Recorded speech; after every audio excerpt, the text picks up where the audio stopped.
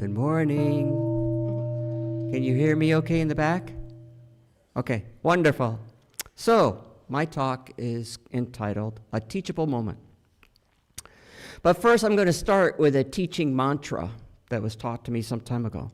Tell them what you're going to teach them that, then tell them what you have taught them. There, that's my Dharma talk, thank you. Shortest Dharma talk ever. But seriously, I come from a family of educators. My mother was a fourth grade teacher, and in the same school which I attended. Of course, I was a very good student. Yes, she knew how well I was doing in school, hearing it from her fellow colleagues. My sister went to college as well to be a teacher. She taught for a few years, but then chose to raise her 4 boys. Looking back, though, she has been a teacher her whole life, not only teaching her 4 boys, but she is active in her church, teaching there, I'm sure, and then also active in the community as well, doing a variety of different activities. After hearing that my sister was going to be a teacher, I vowed that I was not going to be a teacher because I would have 2 teachers in the family. That's enough. Yet, with over 40 years of experience as an extension educator, it has been a wonderful and rewarding experience to me. What is the 8th part of the essential dharmas of daily practice? Open up your books to page 6. Okay. And let's recite number 8. Let us turn a reluctance to teach into a willingness to teach well. The founding master has charged us all to be teachers. When I started an extension, a supervisor of me at the time had me mention to me this phrase, teachable moments. Teachable moments are those unplanned opportunities that arise where someone can offer insight into a particular topic. These moments are not something that you planned for. They are fleeting opportunities that are sensed and capitalized on. So let's think about that a little bit for a moment. How many of you are parents? Did you ever show or explain to your child how to do something? Did you help them understand a life lesson? You were a teacher then. Have you ever shown or explained how to do something to a coworker or a friend? You were a teacher then. Yes, you may say that some of this is being a parent, a mentor, or a coach, etc. However, I view them as a teachable moment. I'm looking at this through my educator lens and feel that there is an education component to these scenarios. Speaking personally, I have had some teachable moments here at the One Dharma Center. For example, talking to someone after a Dharma service, sharing during a Dharma discussion, conversation during lunch, during a retreat, or a conversation with a cumonym. Have you thought of these instances as being teachable moments? Many of these instances are also what could be called peer learning. From my experience as an extension educator, this method can be some of the most effective means to teach someone. Farmers enjoy learning from other farmers because they're listening to someone who has tried something and that person will share whether it worked out or not. Founding Master Sotasan encourages us to be peer learning as well, to use peer learning as well. I quote, "In the future, if there are people who again ask who my teacher is, I will answer that I am their teacher and that they are my teacher." So, Founding Master is telling us to teach and learn from one another, to find those teachable moments so that we can help each other grow in our practice. Now, a little bit of education theory from andragogy. It is the principle of scaffolding.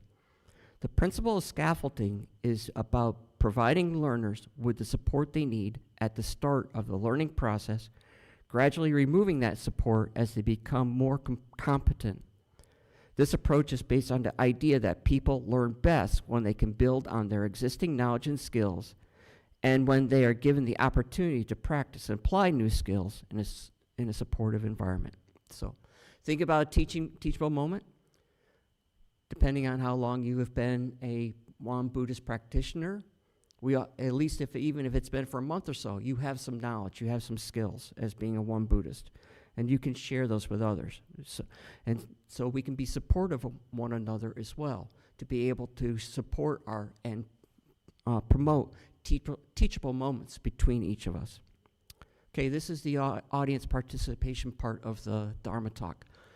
How many disciples did Founding Master Sotasan have at the beginning? This is audience participation, folks. Come on, tell me. 9, yes, okay.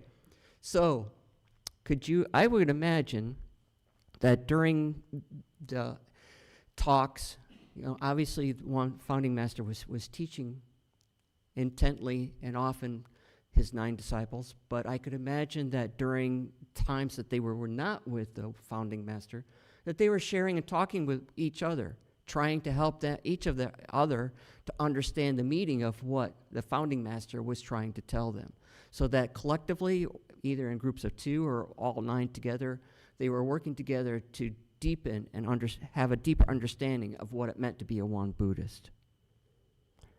So I share this because I hope it emphasizes the importance of pure learning. Your knowledge and understanding of the scriptures or Won Buddhism is something that you can share with others and help them on their journey as a Won Buddhist practitioner. This does not mean that you only apply your practice of teachable moments to Won Buddhism, but to all aspects of life, your life as well. So the 8th part of the essential dharmas of daily practice says that we should teach well. Wow, that is a big expectation and could be potentially intimidating. Let's remember what the 7th part says. Let's recite the 7th, number 7 together. Let us turn the reluctance to learn into a willingness to learn well. I believe that the Founding Master purposefully arranged it in this way to encourage us to learn the Dharma, learn from our personal practice, and how to teach others as well. Not only are we to help teach one another, but we are also to learn from one another as well. So we have the 9 essentials of daily what? Practice. Yes, very good. Okay, you all passed. The Founding Master is also encouraging us to practice these each day.